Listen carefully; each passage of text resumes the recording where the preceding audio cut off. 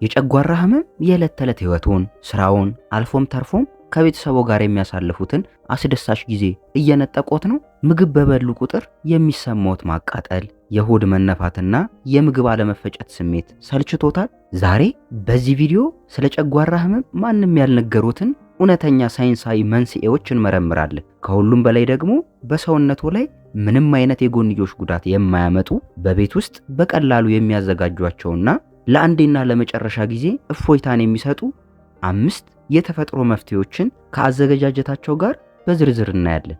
ይህ ቪዲዮ ህይወቶን ሊቀይር የሚችል ሙሉ መመሪያ በመሆኑ እስከ ቪዲዮ መጨረሻ አብራችሁኝ እንድትቆዩ ጋብዛለሁ። መፍትሄ ከመፈለጋችን በፊት ጠላታችንን ጠንቅቀን ማወቅ ይኖርብናል። ጨጓራችን ምግብን ለመፍጨት የሚያገለግል እጅግ በጣም ጠንካራ አሲድን ያመነጫል። ይህ አሲድ ራሱን ጨጓራው እንዳይጎዳው የጨጓራ ውስጠኛው ክፍል በነፋጭ ሽፋን እየተጠበቀ ነው። የጨጓራ ህመም ወይም ጋስትሪትስ የሚባለው ይህ የጨጓራ ውስጠኛ ሽፋን ሲቆጣ፣ ሲቀላ ወይም ሲቆስል ነው።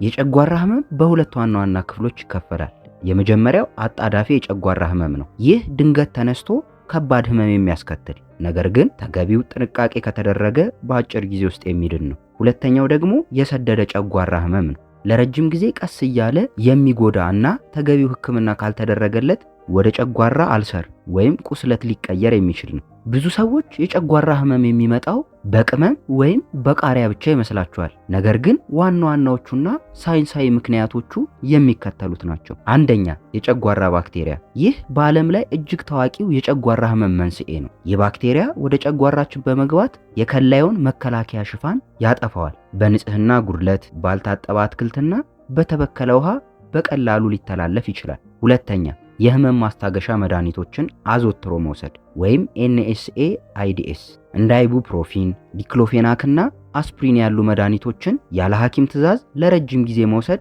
ጨጓራ ራሱን እንዳይከላከል ያደርገዋል። ሶስተኛ፣ ከፍተኛ ስነ ልቦናዊ ውጥረትና ጭንቀት ወይም ስትረስ። በሚጨነቁበት ጊዜ ሰውነታችን ኮርቲሶል የተባለ ሆርሞን ያመነጫል። ይህ ሆርሞን የጨጓራ መከላከያ ነፋጭ እንዲቀንስና የአሲድ ምርት እንዲጨምር ያደርጋል። አራተኛ፣ ያልተስተካከለ የአመጋገብ ስርዓት።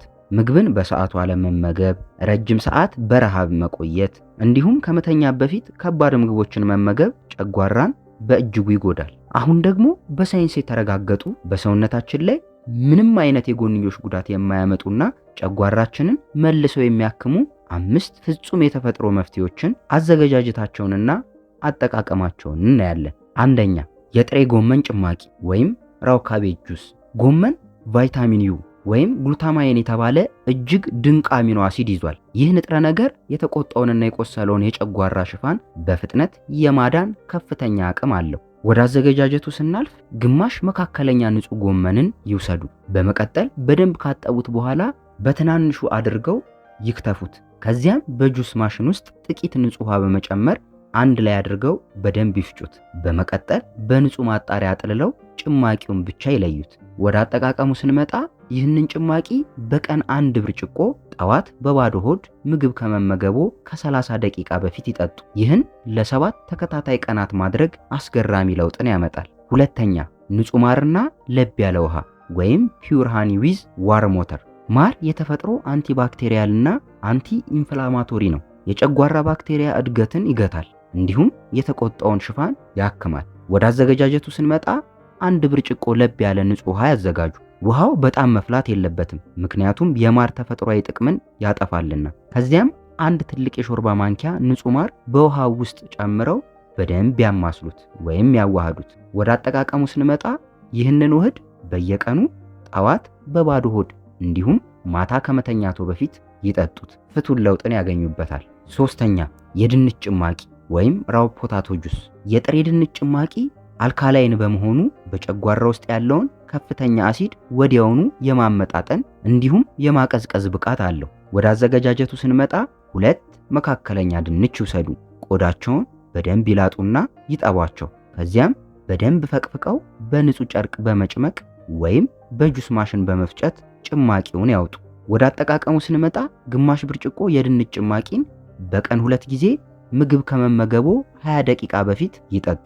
አራተኛ፣ እርድና የኮኮናት ወተት። እርድ ውስጥ የሚገኘው ከርከሚን የተባለው ንጥረ ነገር ቁስለትን የማድረቅና እብጠትን የመቀነስ ተአምራዊ አቅም አለው። ወደ አዘገጃጀቱ ስንመጣ ግማሽ የሻይ ማንኪያ ንጹህ የእርድ ዱቄትን በአንድ ብርጭቆ ለብ ባለ የኮኮናት ወተት ወይም ለብ ባለ ውሃ ውስጥ ጨምረው በደንብ ያዋህዱት።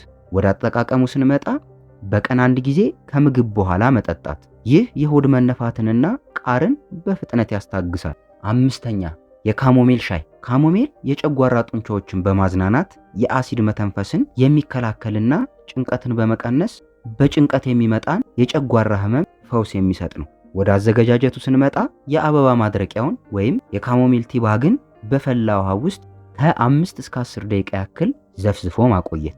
ወደ አጠቃቀሙ ስንመጣ ማታ ከመተኛቱ በፊት በረድ አድርገው ይጠጡት፣ ለውጡን ያያሉ። ውድ ተመልካቾቼ እነዚህ የተፈጥሮ መፍትሄዎች ውጤታማ የሚሆኑት ከጤናማ የአኗኗር ዘይቤ ጋር ሲቀናጁ ነው። ይህም ማለት ምግብን በደንብ አኝኮ መመገብ፣ በአንድ ጊዜ ብዙ ምግብ ከመመገብ ይልቅ መጠኑን ቀንሶ በየመሃሉ መመገብ፣ ከፍተኛ የባህል ቅመም የበዛባቸውን እንዲሁም የታሸጉና በጣም የተጠበሱ ምግቦችን በመቀነስ፣ ከሁሉም በላይ ደግሞ የአእምሮ ሰላምን መጠበቅ እንዲሁም በቂ ረፍትን ማድረግና ጭንቀትን ማስወገድ ለጨጓራ ጤና እጅግ ወሳኝ ናቸው። ዛሬ ያየናቸው መፍትሄዎች ሙሉ በሙሉ ተፈጥሯዊና ደህንነታቸው የተጠበቀ ቢሆንም ህመሞ ከተባባሰ ወይም ደም የማስመለስና ጥቁር ሰገራ የመታየት ምልክቶች ካሉ በአቅራቢያው ወደሚገኝ የሕክምና ተቋም በመሄድ ሐኪም ማማከር እንዳለቦት አይዘንጉ። ይህ መረጃ ጠቃሚ ሆኖ ካገኙት ለወዳጅ ዘመዶ ሼር በማድረግ የሰዎችን ጤና ለመጠበቅ በሚደረገው ጥረት የበኩሎን አስተዋጽኦ ያድርጉ። ለቻናላችን አዲስ ከሆኑ ሰብስክራይብ በማድረግ በየሳምንቱ የሚለቀቁ ጠቃሚ የጤና መረጃዎችን ይከታተሉ። ስላዳመጣችሁኝ እጅግ አመሰግናለሁ። ሰላምና ጤና ለእናንተ ይሁን።